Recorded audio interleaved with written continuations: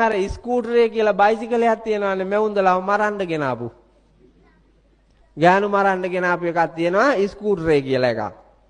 දීග මගුල් කඩණ්ඩයි ගෑනු මරණ්ඩයි යෝක ලංකාවට ගෙනාවේ. ඒ ස්කූටර් බයිසිකලේ සීට් එක මෙහෙම උඩට ඉස්සුවාම යට තියෙනවා වලක්. සීට් එක තියෙන තැන යට තියෙනවා ලොකු වලක්. අර දාන එක වලට දානවා.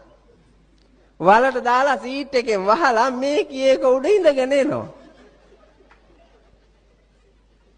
මේකගේ දානේ බලන්නකෝ. ඈ? ඒ ආඳුරු කෙනෙක් කෙලෙව්වා.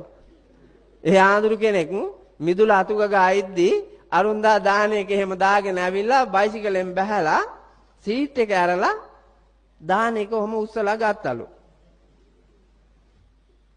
ඒ ගමන අහලා තියෙනවා නම කියලා මොනවද ඔකේ? අපේ ආම්දුරනේ දාන්නේනේ අද.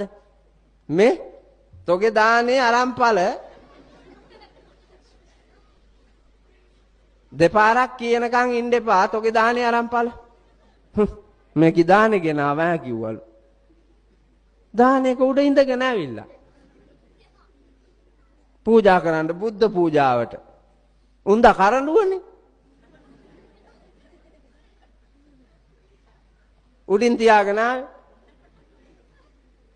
ලැජ්ජ බය තියෙන්න ඕන පුතා. ලැජ්ජ බය තියෙන්න ඕන.